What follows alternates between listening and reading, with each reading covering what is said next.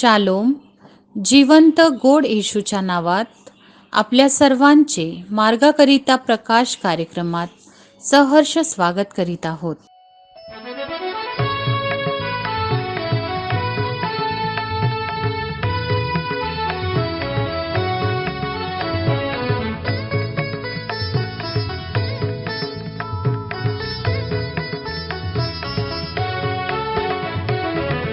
सर्व लोका हा एक सुसंदेश, स्वर्गाने दिला एकच संदेश. सर्व लोका हा एक सुसंदेश, स्वर्गाने दिला एकच संदेश.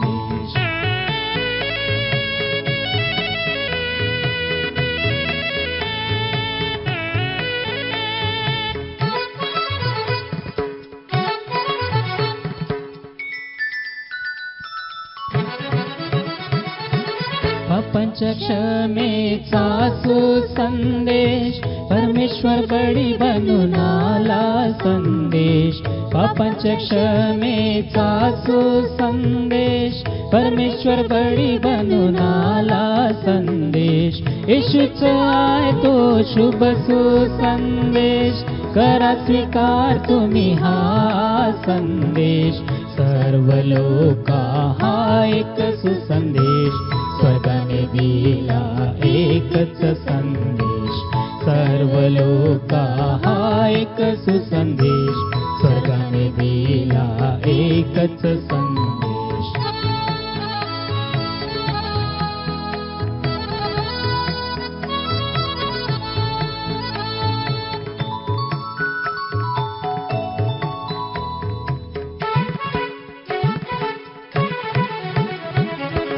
शुद्ध हृदय देणारा सुसंदेश, प्रभूशी नाते जोडणारा संदेश.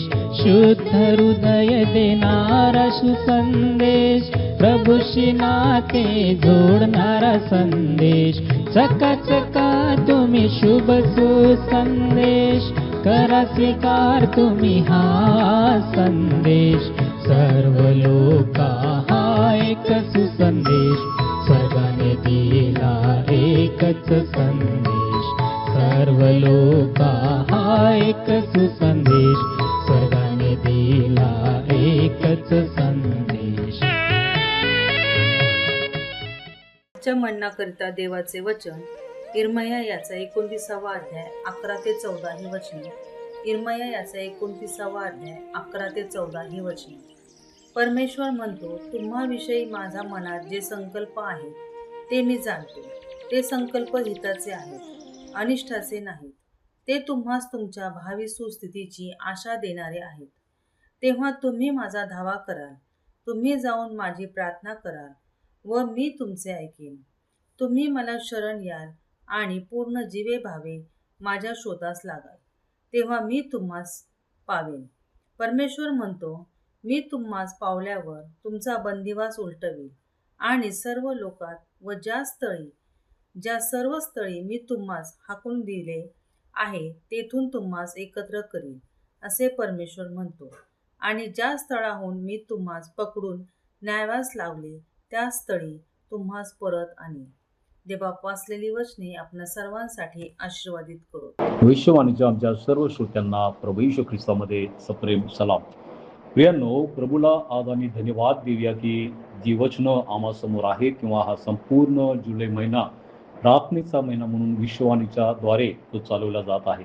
आणि यावेळी सुद्धा इर्मया याचा 29वा अध्याय याच्यातली जी 11 पासून जी वचने आम्ही पाहत आहोत, याही वचनामध्ये आम्ही या ठिकाणी पाहतो की परमेश्वर आमच्यासाठी विशिष्ट प्रकारच्या योजना, संकल्पना तो त्या ठिकाणी देत आहे.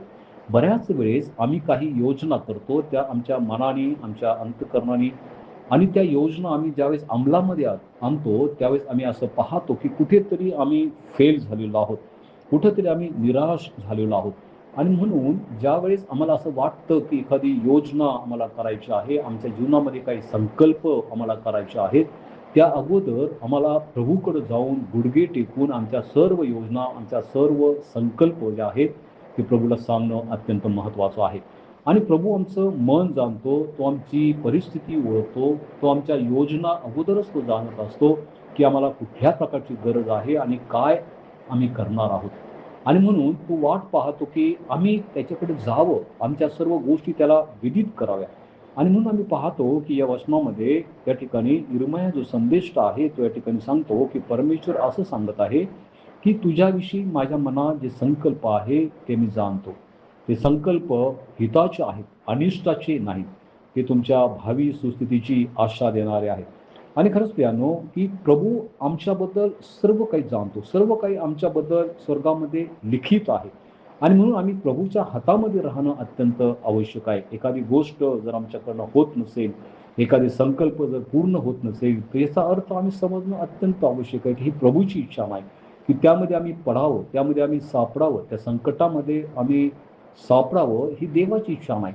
ज्यावेळेस आम्ही प्रभूच्या हातामध्ये आम्ही पडतो, आम्ही प्रार्थना करतो आणि प्रभूच्या चरणाजवळ आम्ही ज्यावेळेस येतो, त्या देवाचं वचन आम्हाला सांगतं की तुम्ही माझा धावा कराल, तुम्ही जाऊन माझी प्रार्थना कराल व मी तुमचे ऐकेन. किती छान वचन या ठिकाणी आहे की प्रभूची शाश्वतीचं वचन आम्हाला या ठिकाणी आहे की तुम्ही माझा धावा कराल, तुम्ही माझ्याकडे याल, तुम्ही प्रार्थना कराल, ती मी ऐकेल.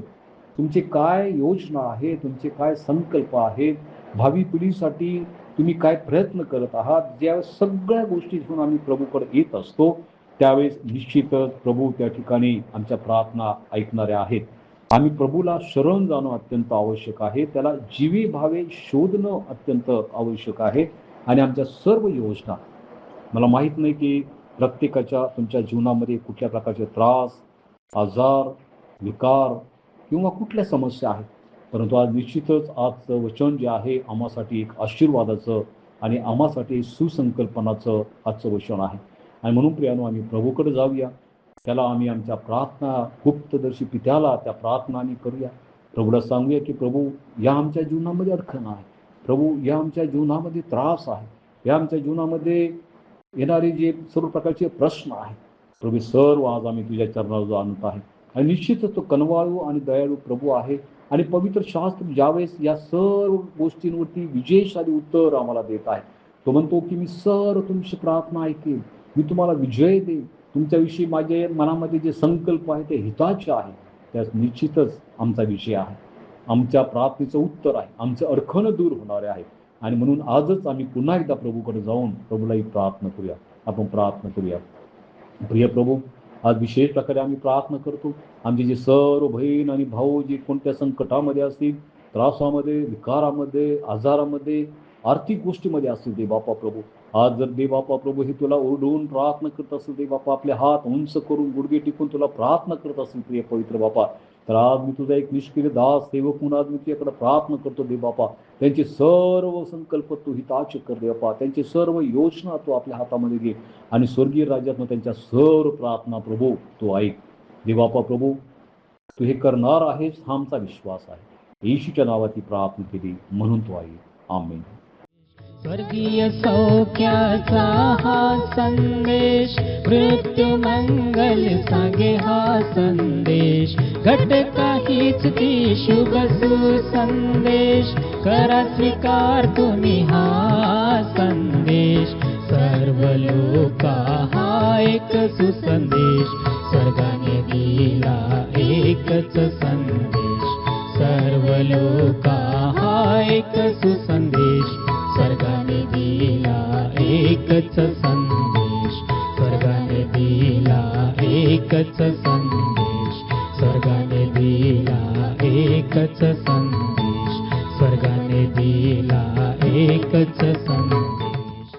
आणि तुम्ही विश्वास धरून प्रार्थनेत जे काही मागाल ते सर्व तुम्हास मिळेल. आपल्या प्रार्थना विनंत्या कोणत्याही वेळेस विश्ववाणी प्रार्थना केंद्राला टोल फ्री नंबरद्वारे कळवू शकता. आमचा टोल फ्री नंबर 1-800-2700-333.